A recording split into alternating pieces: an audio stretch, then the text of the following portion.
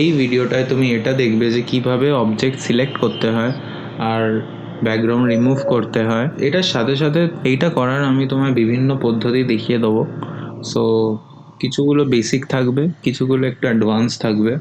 তো সবকটাই easy basically, কিন্তু মানে তুমি দেখবে যখন বুঝতে পারবে কোনটার কি কাজ আর কি মানে সুবিধা। তো চলো ভিডিওটা শুরু করি। ভিডিওটা শুরু করার আগে তুমি যদি ফটোশপ শিখতে চাও বা ফটোশপে নতুন আছো, তুমি আমার আগের ভিডিওটা দেখতে পারো। সেখানে আমি ফটোশপের একটা বেসিক ওভারভিউ দিয়ে দিয়েছি, যেখানে ওই টুল বক্সে যে টুলসগুলো আছে সেগুলো কিভাবে ইউজ করতে হয়, মানে কি কি আছে মোরলেস একটা ওভারভিউ দিয়েছি। তো তুমি যদি ফটোশপে নতুন থাকো তো তুমি ওটা দেখে নিতে পারো, তাহলে তোমারই সুবিধা হবে। আমি ডিসক্রিপশনে লিঙ্কটা দিয়ে দেবো, দেখে নিও। তো চলো এই ভিডিওটা স্টার্ট করি। প্রথমে আমি একটা পোর্ট্রেট ফটোশপের লোড করে রেখে দিয়েছি, এইটা থেকে আমি তোমায় দেখাবো যে কীভাবে সিলেক্ট করতে হয়। প্রথমে আমি তোমায় অবজেক্ট সিলেকশন টুল দিয়ে শেখাবো। ফার্স্টে একটা কপি করে নেবো ব্যাকগ্রাউন্ডটার, তারপরে অবজেক্ট সিলেকশন টুল এখানে সিলেক্ট করে নিও। তারপরে কিছুই করতে হবে না, এরম একটা বক্স বানাও, তার মধ্যে সাবজেক্টটা থাকবে। সাবজেক্ট বলতে এখানে পোর্ট্রেটটা, এই মহিলাটির পোর্ট্রেটটা। এবার ওটা ছেড়ে দাও।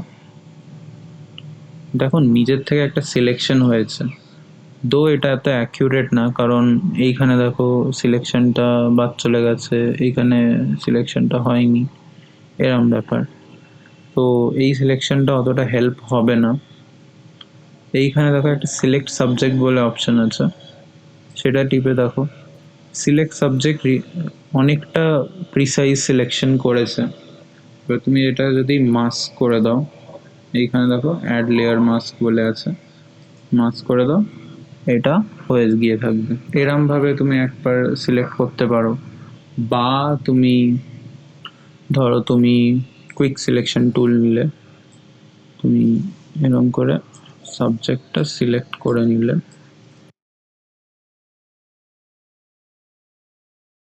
এরম করেও তুমি করতে পারো। তুমি যদি ঠিক করে দেখো সিলেকশনটা কিন্তু একদম প্রিসাইজ হয়নি, ব্যাকগ্রাউন্ডের কিছু এলিমেন্টস রয়ে গেছে। যেরম এইখানে দেখো, আমি যদি এটা জুম করি, দেখো ইয়েলো রয়ে গেছে কয়েকটা জায়গায়, আবার কয়েকটা জায়গায় সাবজেক্টের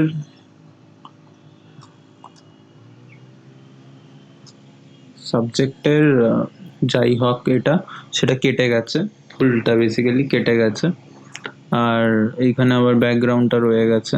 তো সিলেকশনটাকে একদম প্রেসাইজ করার জন্য তুমি মাস্কটা ডাবল ক্লিক করো, রিফাইন এজ ব্রাশ ক্লিক করো,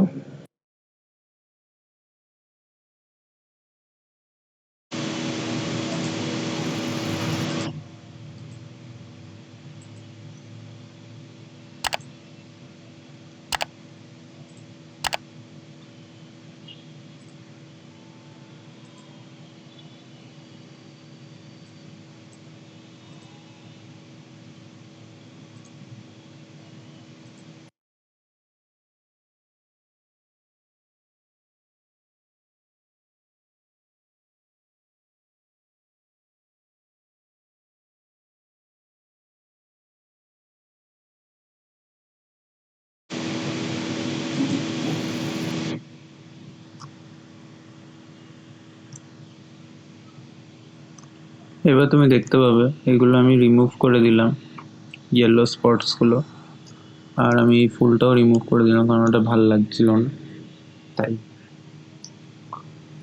এরমভাবে তুমি সিলেক্ট করতে পারো সাবজেক্টটাকে। এবার ব্যাকগ্রাউন্ড হিসাবে তুমি তোমার মতো যা ইচ্ছা দিতে পারো।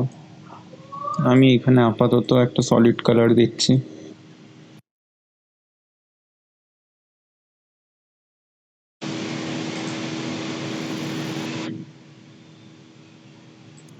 এরমই আরেকটা ছবিতে আমরা অন্যভাবে ব্যাকগ্রাউন্ডটা রিমুভ করা শিখবো। তো আমি এই ফটোটা লোড করে রেখেছি। তো এই ফটোটার ফার্স্টে আমরা শিখবো বেসিক্যালি আমরা ব্যাকগ্রাউন্ড ইরেজার টুল দিয়ে শিখব।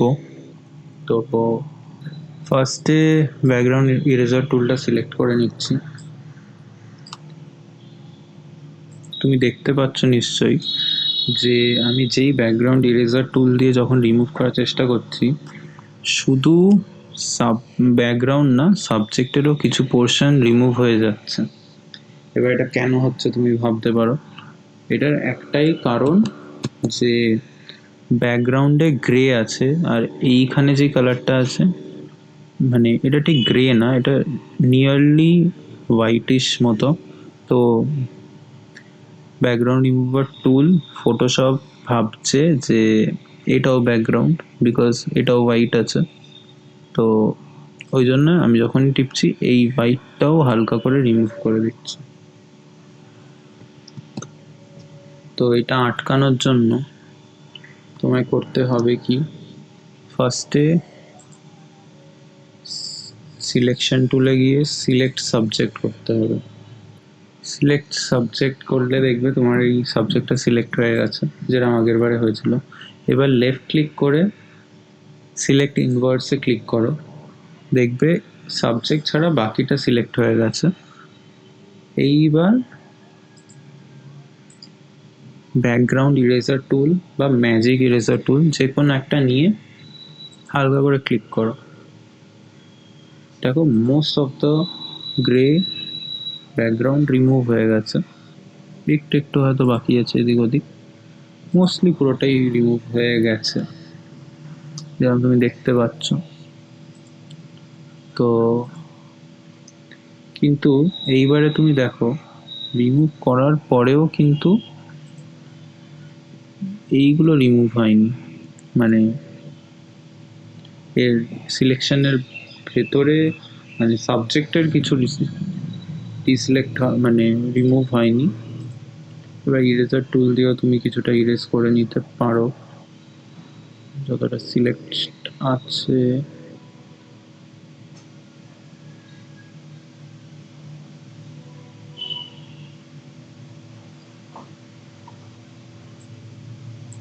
ব্যাস, এবার ডিসিলেক্ট করো।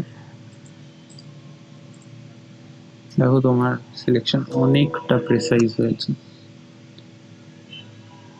এবার তুমি ব্যাকগ্রাউন্ড দিতে চাইলে কোনো একটা ব্যাকগ্রাউন্ড দাও, সলিড কালার ব্ল্যাকই দিয়ে দাও।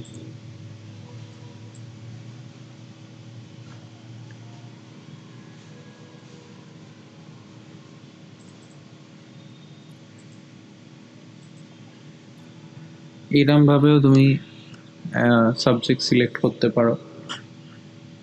আবার আমি এইটা প্রেফার করি না, আমি বেশি প্রেফার করি আগে যেটা আমি শেখালাম, কারণ তুমি ওটাকে ফার্দার এডিট করতে পারবে। যেরকম এইখানে চুলগুলোকে তুমি আবার মানে এডিট, এইখানে যেমন তুমি যদি ভালো করে দেখো কিছুটা হোয়াইট রয়ে গেছে, তো সেইগুলোকে তুমি ভালো করে আরও এডিট করতে পারবে ওই আগের সিলেকশনে রিফাইন ব্রাশ দিয়ে।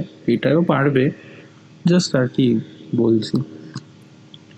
এর আমি আরেকটা আমি তোমায় শেখাবো এই ফটোটায় কিভাবে ব্যাকগ্রাউন্ড রিমুভ করতে হয়। আমি যদি বলি এখানে শুধু আমার রেডটা চাই, মানে এই আঁকাটা চাই, আর হোয়াইটটা আমি পুরোপুরি রিমুভ করতে চাই, তো সেইটার জন্য সিলেক্টে যাও, আগে একটা কপি করে নাও পিকচারটা, তারপর সিলেক্টে যাও, কালার রেঞ্জে যাও,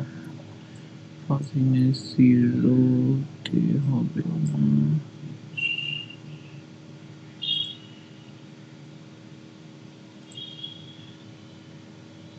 শুধু ব্ল্যাকটা সিলেক্ট করো। পাই যাবে এই হোয়াইট যেই জিনিসটা সেটা হচ্ছে সিলেকশনের এরিয়া, আর ব্ল্যাক যেই জায়গাটা সেটা হচ্ছে মানে যেই জায়গাটা সিলেক্ট হয়নি আর কি। তো একটু প্রিসাইজ করার জন্য 2-3 বার করে নিও এদিক ওদিক টিপে টাপে, প্লাস ওকে টেপো, আবার মাস্ক টেপো। দেখো সিলেকশন হয়ে গিয়েছে। এরমভাবে তুমি সিলেকশন টুলটা ইউজ করতে পারো, মানে এরমভাবে তুমি ব্যাকগ্রাউন্ড রিমুভ করতে পারো সেরকম প্রথমে আমি দেখালাম কুইক সিলেকশন টুল দিয়ে সিলেক্ট সাবজেক্ট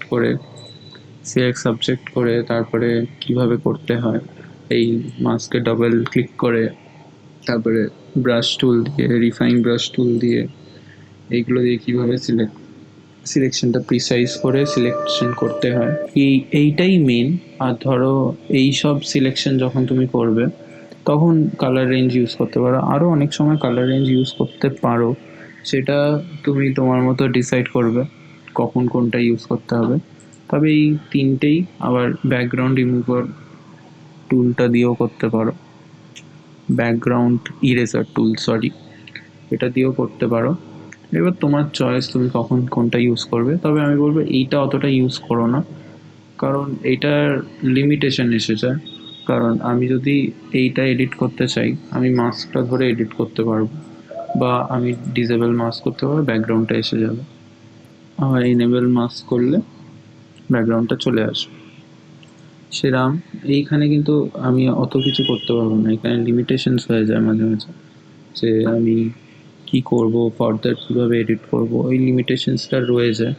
কিন্তু এইটা এই ফোকাস এরিয়া কিন্তু সিলেক্ট